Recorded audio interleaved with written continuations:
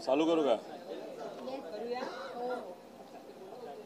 पुरोगामी विचारासाठी, शिवशाहू फुले आंबेडकरांच्या विचारासाठी लढणारे व हा विचार सामान्य लोकांपर्यंत महाराष्ट्राच्या कानाकोपऱ्यात जाण्यासाठी गेले 25-30 वर्ष प्रयत्न करणारे प्रवीणदादा गायकवाड यांच्यावर दीपक काटे नावाचा जो भाजपचा कार्यकर्ता आहे त्याने जे कृत्य केलं त्याचा आम्ही सर्वजण निषेध करतो। खरं तर आपण बघितलं तर या महाराष्ट्रामध्ये असे काही लोक आहेत ज्यांना दाभोळकरांचे विचार पटले नाहीत, पानसरेंनी जो खरा इतिहास लोकांसमोर आणला तो त्यांना पटला नाही। त्याच्याच बरोबर कलबुर्गी यांना समाजाला जो विचार दिला तो त्यांना पटला नाही। त्याच्याच बरोबर पत्रकार गौरी लंकेश यांनी सत्यासाठी जो प्रयत्न केला हा त्यांना पटला नाही। अशा विचाराची जी लोक या महाराष्ट्रामध्ये आणि देशामध्ये आहेत अशाच लोकांना प्रवीणदादा गायकवाडांनी जो पुरोगामी विचारासाठी केलेला प्रयत्न आहे तो तिथं पटला नसावा असं आपल्याला सर्वांना बोलावं लागेल। हा जो दीपक काटे तो भाजपचा कार्यकर्ता आहे हे आपल्या सर्वांना त्या ठिकाणी माहिती आहे। पुण्याच्या एअरपोर्टला सुद्धा एक पिस्तूल आणि 28 कारतूज जसं की बॉर्डरवर जाऊन हा स्वतः त्या ठिकाणी लढणार होता असं कुठंतरी आपलं सगळ्यांना वाटतं। आता हा पिस्तूल खरा आहे का, म्हणजे त्याला लायसन्स आहे का हे आपल्याला बघावं लागेल। पण त्याच्याच बरोबर आपण जर बघितलं तर युवा भारतीय जनता पार्टी युवा मोर्चा युवा संयोजक पश्चिम महाराष्ट्र असं काहीतरी त्या दीपक काटेचं पद आहे। म्हणजे हा व्यक्ती कुठल्या विचाराचा याचा अंदाज या ठिकाणी आपल्या सर्वांना लागतो। आणि काल जर आपण बघितलं तर काल प्रवीणदादा गायकवाडांना गाडीतून बाहेर काढण्यात आलं। झुंडाशाहीच्या माध्यमातून काही 10-20 लोक तिथे उभे होते, त्यांनी त्यांना बाहेर काढलं आणि शाई फेक केली। प्रवीणदादा लढणारे आहेत, घाबरणारे नाहीत, ते साईडला जाऊन थांबले। या झुंडाशाहीच्या लोकांनी या दीपक काटेली या भाजपच्या कार्यकर्त्यांनी पदाधिकाऱ्यांनी प्रवीणदादांना परत एकदा रस्त्यावर आणलं। परत कुठेतरी त्यांना कदाचित आपल्याला म्हणावं लागेल हा त्यांना मारण्याचा कट होता। आम्हाला असंही कळतंय की त्या दीपक काटेकडे बंदूक होती, पिस्तूल होता। खरं काय हे लोकांसमोर तिथं आलं पाहिजे। आणि प्रवीणदादा गायकवाडांवर जो मारण्याचा कट होता नाही तर मारण्याचा प्रयत्न त्या ठिकाणी त्यांना झाला, त्यांचा विचार हा संपवण्याचा प्रयत्न जो झाला त्या दीपक काटेवर एक कडक कारवाई लवकरात लवकर करणं तितकंच महत्त्वाचं आहे। आणि त्याच्याच बरोबर हा दीपक काटे जो स्वतःच्या भावाचा झाला नाही असंही आम्हाला समजतंय की त्यांनी स्वतःच्या भावाला त्या ठिकाणी मारलेलं आहे, त्याला मृत्युमुखी पाडलेला आहे। जेलमध्ये सुद्धा हा दीपक काटे जाऊन आलेला आहे। स्वतःचे आई वडील सुद्धा त्याला स्वीकारत नाही। अशा व्यक्तीला भाजपली एक पद देऊन त्याला कसं स्वीकारलं, म्हणजे कुठंतरी पुरोगामी विचाराचा आवाज दाबण्यासाठी हा जो प्रयत्न भाजपकडनं केला जातो याच्यात गुंड हे मुद्दामून आणले जातात, या गुंडांना पद दिलं जातं आणि गुंडाशाही आणि दडपशाही ही कुठंतरी त्या ठिकाणी भाजपकडनं पुरस्कृत केली जाते असं आमच्या सगळ्यांचं म्हणणं आहे। काही दिवसांपूर्वी आपण बघितलं जनसुरक्षा कायदा हा कडव्या डाव्यांचा विरोध करण्यासाठी या ठिकाणी आणला। आम्ही म्हणलो तुम्ही ज्या पद्धतीने त्याचं डेफिनेशन केलेलं आहे याच्यामध्ये बदल हे करावे लागतील, पण ते बदल त्या ठिकाणी त्यांनी ऐकले नाही. मग कडव्या डाव्यांबद्दल आपण चर्चा केली, मग कडव्या उजव्यांबद्दल आपण चर्चा करणार आहे का? अशा पद्धतीने जर कुणी कुठं वागत असेल त्याचा निषेध आम्ही सर्वजण करतो व त्याच्याच बरोबर अशा लोकांवर कारवाई ही लवकरात लवकर त्या ठिकाणी झालीच पाहिजे असं आमच्या सगळ्यांचं मत आहे. आम्ही सर्वजण प्रवीणदादा गायकवाडांबरोबर आहोत. अनेक वर्ष त्यांनी शिवशाहू फुले आंबेडकरांचा विचार लोकांपर्यंत नेला. 5,000 पेक्षा जास्त युवांना त्यांनी नोकऱ्या दिल्या. असं म्हणावं लागेल जे सरकारला जमत नाही एवढी सत्ता असताना सुद्धा एक सामाजिक कार्यकर्ता ते करून दाखवतो. भारतात नोकऱ्या दिल्या, भारताच्या बाहेर नोकऱ्या दिल्या. पण हा जो कट रचला गेला होता प्रवीणदादा गायकवाडांना मारण्याचा, याच्यात खोलात जाऊन SIT स्थापन करा, नाही तर जी कारवाई तुम्ही करायची करा, पण या विषयाच्या मागे कोण होतं हे समस्त महाराष्ट्राला सांगण्याची खऱ्या अर्थाने वेळ ही आलेली आहे असं आम्ही सर्वजण त्या ठिकाणी बोलतो. आणि महाराष्ट्रामध्ये असणारे सर्व पुरोगामी विचाराचे कार्यकर्ते, पदाधिकारी यांना एक या महाराष्ट्राचा नागरिक म्हणून मी विनंती करतो. प्रवीणदादा गायकवाड असतील आणि असे अनेक हजारो सामाजिक कार्यकर्ते आहेत जे पुरोगामी विचार घेऊन पुढे चाललेले आहेत. अशा लोकांच्या पाठीमागे आपल्या सर्वांना भक्कमपणे उभा राहावं लागेल. विचार टिकला पाहिजे. विचार कुणीही मारू शकत नाही, पण व्यक्ती पण तितकाच महत्त्वाचा आहे. त्यामुळे कृपा करून मी आपल्या सर्वांना विनंती करतो, अशा सामाजिक कार्यकर्त्यांच्या पाठीमागे आपल्या सगळ्यांनाच भक्कमपणे उभं राहावं लागेल. धन्यवाद.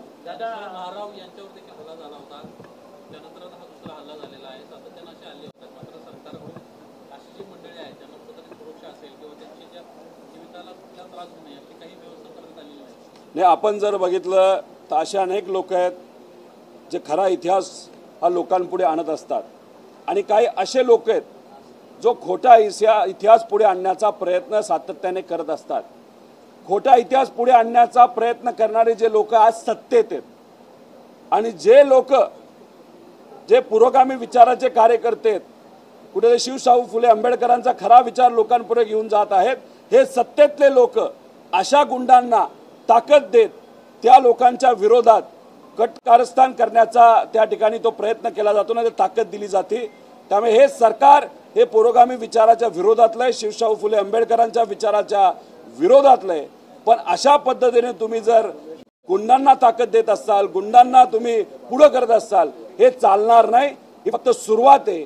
यांना अशीच ताकद देत राहिलो, यांना असंच आपण पाठराखण करत राहिलो तर हे लोक उद्या, हे सत्तेतली लोक उद्या जाऊन काय काय करतील, कोणाकोणाचा आवाज दाबतील आणि कशा प्रकारे आवाज दाबतील हे आपल्याला त्या ठिकाणी कळणार नाही. म्हणजे जो जनसुरक्षा कायदा आणला त्या माध्यमातून सुद्धा आपण जर बघितलं तो जो आपल्या खरा सर्वांचा हक्क होता बोलण्याचा, तो सुद्धा अप्रत्यक्षपणे दाबण्याचा प्रयत्न हा सरकारकडनं त्या ठिकाणी केला गेला. आम्ही त्याचा विरोध केला. आम्ही त्याच्यावर बोलत असताना एवढंच सांगितलं, याच्यात स्पष्टता येणं महत्त्वाचं आहे. याच्यामध्ये कुठंतरी डेफिनेशनमध्ये स्पष्टता आणि मोघमपणा हा काढण्याची जरूरत आहे. पण आता कालच आपण जर बघितलं तर भाजपचे नवीन प्रदेश अध्यक्ष जे आहेत रवींद्र चव्हाण यांचं एक स्टेटमेंट आलंय. यांचं स्टेटमेंट काय आलंय? जनसुरक्षेमुळे विकास मार्ग मोकळा होणार. आता या बातमीमध्ये आपण जर खोलात गेलो, काय म्हणतायत ते म्हणतायत गडचिरोलीमध्ये नक्षलवाद जास्त आहे, तिथं विकास कामं होत नाहीत आणि मग अनेक अडचणी तिथे येतात. आम्हाला असं वाटत होतं हा जो कायदा आहे जनसुरक्षा हा शहरी नक्षलवादाच्या बाबतीतला आहे. जे लोक कुठेतरी सोशल मीडिया नाहीतर वेगळ्या वेगळ्या पद्धतीने जो शहरी नक्षलवाद आहे जो लोकांमध्ये पसरतोय असं हे म्हणतात, ते मारण्यासाठी नाहीतर त्याला आळा घालण्यासाठी तुम्ही हा जनसुरक्षा कायदा आणलाय. पण याच्या खोलामध्ये गेलो तर ह्यांनी फोकस कुठे केलाय? फक्त गडचिरोलीला केलेला आहे. आता सुरजागड माईन जी आहे ती कुठं आहे? तर त्या भागातच आहे गडचिरोलीला. आता तिथं खनिज जे आहे असा अंदाजे 2.5 लाख कोटी रुपयाचं खनिज आहे. पण तिथं कोण विरोध करतंय? जे आदिवासी आहेत. मग त्या भागामध्ये आधीपासून वास करणारे राहणारे जे सामान्य जे सर्व आदिवासी आहेत तो त्या प्रकल्पाचा विरोध करतात. का? कारण का सरकार या आदिवासींची जमीन हडपतं आणि या मोठ्या मोठ्या कंपनीला खनिज काढण्यासाठी 2.5 लाख कोटीचं खनिज काढण्यासाठी त्या ठिकाणी ते देतं। आता जे मायनिंग चाललंय त्याचं 10 ते 15 पट मायनिंग पुढच्या काही वर्षांमध्ये तिथं सुरू होणार आहे। मग असं म्हणायचं का जनसुरक्षा कायदा हा कशासाठी आहे? हा अर्बन नक्षलिझम कमी करण्यापेक्षा जिथं प्रायव्हेट खनिज काढलं जातं, जिथं त्या खनिजच्या कंपन्या आहेत, त्यातून जो लाभ नेत्यांना या सरकारला मिळतो तो लाभ सातत्याने मिळत जावा यासाठी हा कायदा आणला का स्वहितासाठी, अशी आता शंका आपल्या सर्वांना त्या ठिकाणी घ्यावी लागेल। त्यामुळे कदाचित या चव्हाण साहेबांनी जे आता प्रदेश अध्यक्ष आहेत भाजपचा खरा चेहरा, या सरकारचा खरा चेहरा हा कुठेतरी पुढे आणला। म्हणजे गडचिरोलीमध्ये असणारे खनिज 2.5 लाख कोटीचं हे महत्वाचं असल्यामुळे तिथं कुठलीही अडचण येऊ नये यासाठी हा कायदा आणला, अशी कुठेतरी आता चर्चा सुरू झालेली आहे। त्याच्याचबरोबर तिथे असणारे जे आदिवासी आहेत, काही लोक म्हणतील विकास कामं तिथं नोकऱ्या मिळतात। अहो आपल्या मराठी माणसांना, आपल्या या आदिवासींना तिथं कशाचं कामं मिळतात? तर मजुराची कामं मिळतात। म्हणजे दिवसाला 200 रुपये 300 रुपये ते सुद्धा त्या खड्ड्यात जावं लागतं, त्या मातीत काम करावं लागतं, त्याच्यामध्ये त्यांना वेगवेगळे रोग येतात। तिथल्या आदिवासी युवांचं मत आहे आम्हाला चांगलं हाताला काम द्या, आम्हाला अशा ठिकाणी काम करायचं नाही। म्हणजे जमीन यांच्या खनिज ते मोठ्या कंपन्या तिथे घेतात, सरकारला लाभ मिळतो, नेत्यांना लाभ मिळतो, नेते खुश सरकार खुश। अरे पण गरीब आदिवासींचा विचार तिथं कोण करणार? त्यामुळे जनसुरक्षा कायदा हा कशासाठी आणला असेल तर या मोठ्या प्रायव्हेट कंपनीसाठी आणला असं आपल्या सगळ्यांना त्या ठिकाणी म्हणावं लागेल हे स्टेटमेंट ऐकल्यानंतर। श्रीमंत कोकाटे जे इतिहासकार आहेत त्यांनी एक ट्विट केलेलं आहे की खरं तर प्रवीण गायकवाड यांच्यावरती जो हल्ला झाला त्याबद्दल त्यांनी ट्विट करताना म्हटलं की पहिलं तर महाविकास आघाडीचा निषेध म्हणून, कारण की ज्या पद्धतीने ज्ञानेश्वर महाराव यांच्यावरती ज्यावेळेस हल्ला करण्यात आला, भाजपच्या काही कार्यकर्ते त्यांच्या घरी झाले आणि घरी गेले आणि दडपशाहीने त्यांना सॉरी म्हणण्याकरता, क्षमा मागण्याकरता लावली, त्यावेळेस मात्र महाविकास आघाडीचे नेते मंडळी कुठे होते? महाविकास आघाडीच्या नेते मंडळींना फक्त आणि फक्त विरोधात असतानाच या पुरोगामी विचारांच्या कार्यकर्त्यांची जोड लागते, सत्ता आल्यावर मात्र ते आणि त्यांचं कुटुंब एवढंच होतं। कोकाटेंनी प्रवीणदादा गायकवाडांवर जो काय हल्ला झाला त्याचा निषेध केलाय का? म्हणजे तुम्ही कशाचा निषेध करायला पाहिजे, कशा विरोधात आज बोलण्याची जरूरत आहे ते न करता तुम्ही पूर्वी काय झालं कसं झालं याच्यावर जर बोलत असाल तर हे चुकीचं आहे। त्यावेळेस जो काय हल्ला झाला होता त्याचा त्यावेळेस सुद्धा आम्ही सर्वांनी निषेध केला होता। कोकाटेंच्या बाबतीत मी जास्त बोलणार नाही, मध्ये कुठली तरी एक निवडणूक त्या ठिकाणी त्यांना लढायची होती, त्याच्यामध्ये त्यांची जी अपेक्षा होती काही सपोर्ट त्यांना तिथे मिळायला पाहिजे होता, तो सपोर्ट महाविकास आघाडीच्या नेत्यांकडनं मिळाला नव्हता। पण जाऊ द्या, त्या खोलात जाणार नाही कारण श्रीमंत कोकाटे हे अभ्यासू व्यक्तिमत्व आहे, मी जास्त खोलात जाणार नाही, मी त्यांचा विरोध सुद्धा तिथं करणार नाही, त्यांना जे बोलायचे ते तुम्ही बोला। पण आज जे आम्ही म्हणत आहोत प्रवीणदादा गायकवाडांवर जो हल्ला झाला त्याचा निषेध त्या ठिकाणी आम्ही सर्वजण करतो आणि या सरकारच्या माध्यमातून त्या व्यक्तीवर आणि तो व्यक्ती जो भाजपचा कार्यकर्ता आहे त्याच्या मागेच त्याचे सूत्रधार कोण होते हे लोकांसमोर आलं पाहिजे असं आमच्या सगळ्यांची मागणी आहे।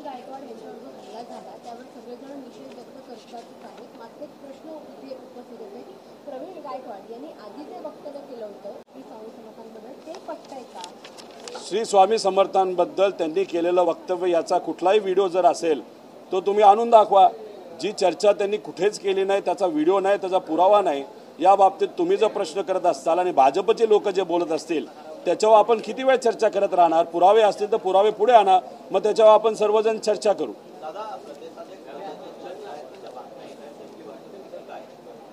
वस्तुस्थिती आम्हाला माहीत नाहीये। उद्याच्या दिवशी आदरणीय पवार साहेबांच्या अध्यक्षतेखाली व तसंच प्रमुख नेते जयंत पाटील साहेब, सुप्रियाताई, टोपे साहेब, देशमुख साहेब, आव्हाड साहेब, शशिकांत शिंदे असे काही प्रमुख नेते आहेत यांच्या सगळ्यांच्या उपस्थितीमध्ये आणि महाराष्ट्रामध्ये असणारी आमची कार्यकारिणी आहे यांच्या सगळ्यांच्या उपस्थितीमध्ये एक मोठी बैठक होणार, तिथे चर्चासत्र होणार, त्या सगळ्यांची चर्चा करून सगळ्यांना विश्वासात घेऊन एक निर्णय त्या ठिकाणी घेतला जाणार। त्यामुळे काय होणार हे मला सांगता येणार नाही, पण उद्या नक्की आपल्या सर्वांना त्या ठिकाणी कळेल। काल मद्य विक्रीच्या परवाने 328 परवाने देण्याची एक बातमी लोकसत्तेनं प्रकाशित केलेली होती। अजित पवार पवार ज्या समितीचे अध्यक्ष आहेत ती समिती 328 नवीन मद्य विक्रीचे परवाने देणार आहे. त्यांच्या मुलाच्या वाईनच्या फॅक्टरी असताना हा एक प्रकारचा हाऊस ऑफ प्रॉफिट होईल असा आरोप हा अंजली दमानी यांनी केला. आता त्याचा अभ्यास करावा लागेल. हे परवाने कोणाला दिले जात आहेत, कशासाठी दिले जात आहेत, आणि आज रेव्हेन्यू वाढवण्यासाठी दारूच हा आपल्या सर्वांसमोर पर्याय आहे का, दुसरे काही पर्याय आहेत का, याचाही अभ्यास तिथं करण्याची जरूरत आहे. जेव्हा परवाने दिले जातात, एक तर हा सगळा विषय अधिवेशनामध्ये आमच्या समोर तिथे येणार आहे, आणि समजा हा कॅबिनेटच्या लेवललाच विषय मार्गी लागला तर त्याचा आम्ही विरोध आणि निषेध तिथं करूच. पण अधिवेशनात जेव्हा हा मुद्दा तिथे येणार आहे, काय पद्धतीने तुम्ही रूल्स केलेले आहेत, कशा पद्धतीने तुम्ही हे लायसन्सेस देणार आहात, पारदर्शक पद्धतीने देणार आहात का काही ठराविक लोकांना जवळ बोलवणार, त्यांचं जे काय घेणं देणं ते तुम्ही तिथं करणार आणि विषय त्याच लेवलला ऑफिस लेवलला मार्गी लागणार का फक्त नेत्यांच्या जवळच्या लोकांना हे परवाने तिथं मिळणार, याचा खऱ्या अर्थाने अभ्यास हा मीडियाला सुद्धा करावा लागणार आहे, हा आम्हाला सुद्धा करावा लागणार आहे. कारण कॉन्ट्रॅक्टरच्या माध्यमातून, कारण आज जर लायसन्स आपण बघितला तर आज लायसन्स 10-12 कोटीपर्यंत जातो. म्हणजे या महाराष्ट्रामध्ये सगळ्यात जास्त लायसन्स जर कोणाकडे असतील तर असं म्हणलं जातं छत्रपती संभाजीनगरचे जे खासदार आहेत भुमरे, त्यांच्याकडे 10-12 लायसन्सेस वेगळ्या वेगळ्या लावाली असं आम्हाला तिथं कळालंय. पण एका लायसन्सची किंमत 12 कोटीच्या आसपास आहे आज. आता हे लायसन्स जेव्हा दिले जातील ते समजा जर 350 लोकांना दिले जाणार असतील आणि त्याची किंमत तेवढीच जर ठेवणार असेल आज जी मार्केट व्हॅल्यू आहे, तर आपल्याला असं म्हणावं लागेल 3,500 कोटींचे लायसन्स आहेत. पण 3,500 कोटीचे लायसन्स जर 1 कोटीमध्ये 50 लाखामध्ये दिले जातात आहेत, तर मग त्याचा अर्थ 90% पैसा हा जो सरकारकडे यायला पाहिजे होता तो सरकारकडे न येता प्रायव्हेट लोकांकडे चाललाय. म्हणजे याच्यामध्ये कुठेतरी चुकीच्या काही गोष्टी होणार आहेत. त्यामुळे 10 कोटी मार्केट प्राइस आहे. आता तुम्ही किती रुपयाला हा लायसन्स विकता हा आपल्याला बघावं लागेल, आणि त्यात कोणाला देता आणि ज्याला कोणाला मिळेल त्याला किती रुपयाचा फायदा झाला, तर 9 कोटी पर लायसन्सच्या मागे फायदा झाला असं आपल्याला त्या ठिकाणी म्हणावं लागेल. मग एका व्यक्तीला 10 लायसन्स दिले 90 कोटीचा फायदा, एकाला 5 लायसन्स दिले 45 कोटीचा फायदा, एकाला 20 लायसन्स दिले तर 180 कोटीचा फायदा त्या व्यक्तीला ना त्या कंपनीला झाला. त्यामुळे उद्या जाऊन कोणाला हे लायसन्स दिलं जातं याच्या गुणून त्या व्यक्तीला किती फायदा झाला आणि सरकारचं किती नुकसान झालं हे आपण सर्वजण बघू शकता. दादा, घोडबंदरला ठाण्याचा जो मार्ग आहे,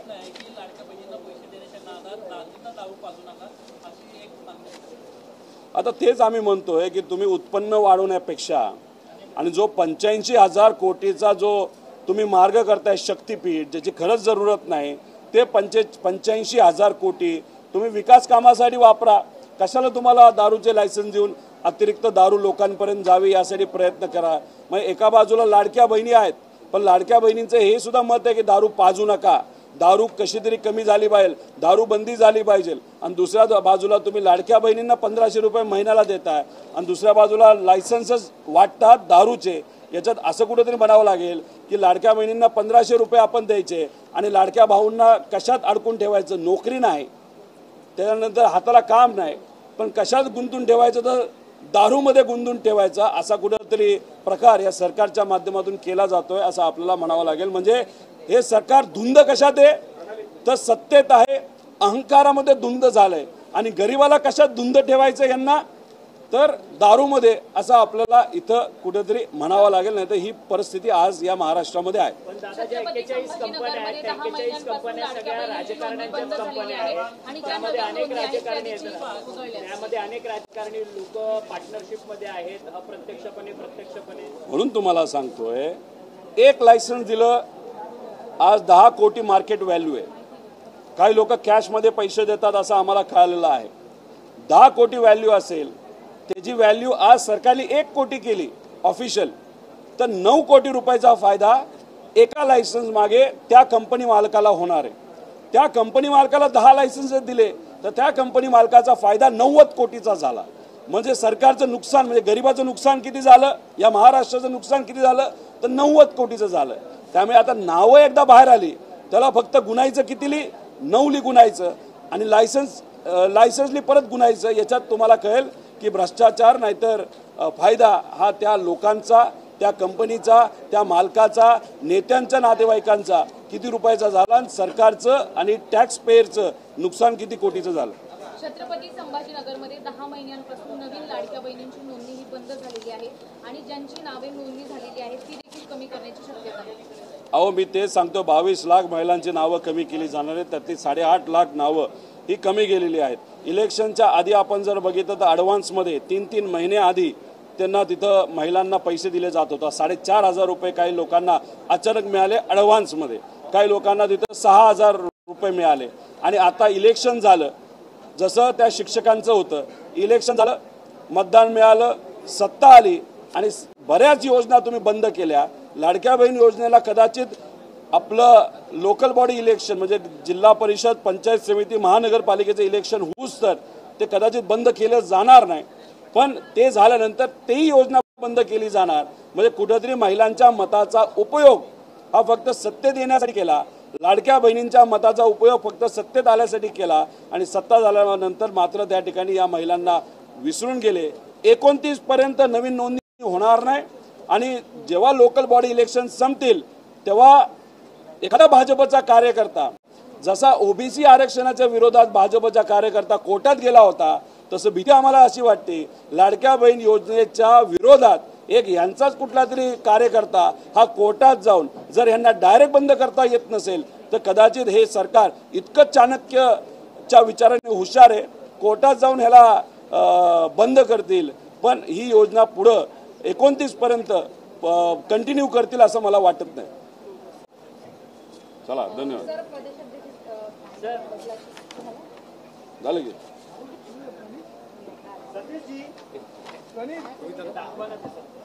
काय दाखवायचं? दीपक काटे कोणत्या कोणाचा कार्यकर्ता